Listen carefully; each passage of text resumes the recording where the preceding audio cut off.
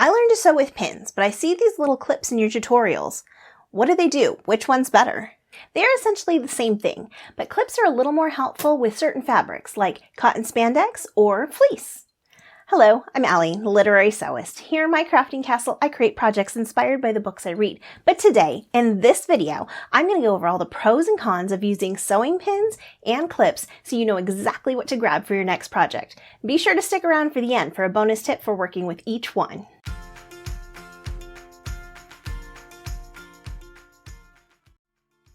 There are several different types and sizes of pins depending on what your project is.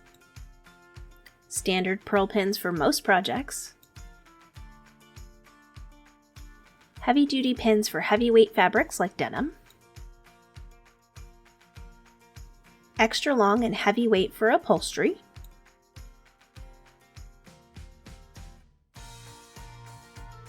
pretty pins in standard weight to brighten your day,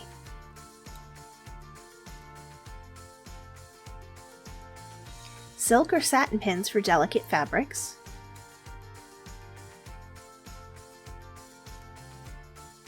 tiny silk pins are great on lace and detail work. While pins are great for every fabric, they are better than clips on satin, swim, and quilting cotton. Pro: minimal slippage.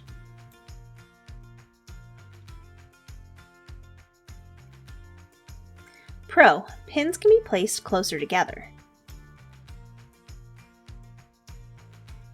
Con: pins are sharp and can draw blood easily.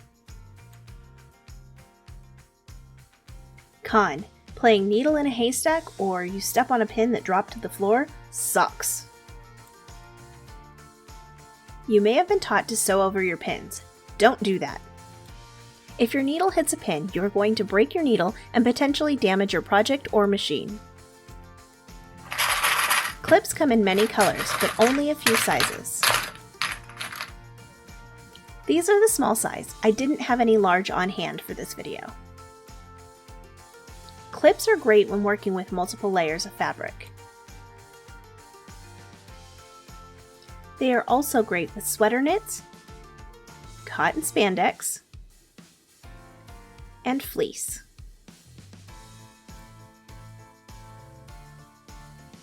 Pro: they are really easy to use and much less fiddly than pins.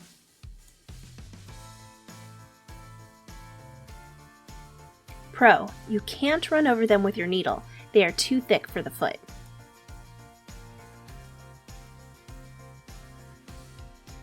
Pro: they're dull and thus will not draw blood. It's rare that they will even pinch you.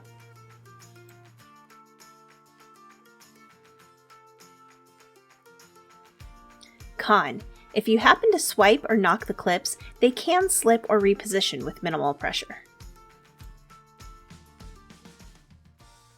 If this video has helped you to understand the differences between pins and clips, give this video a thumbs up. Now, who's ready for some bonus tips?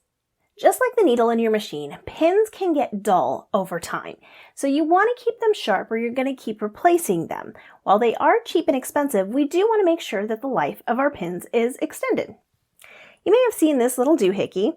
It is a classic tomato pincushion sold at every fabric and craft store you can imagine. There's also this little strawberry, although my daughter didn't realize it was a strawberry. She thought it was a little tomato.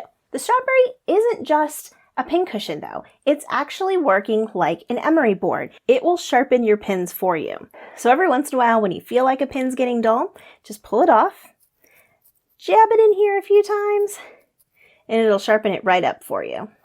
Did you know our little clip friends also make great earrings? Just kidding. There's actually little dash marks on the back over here. Do you see those little lines? Those are actually seam markers.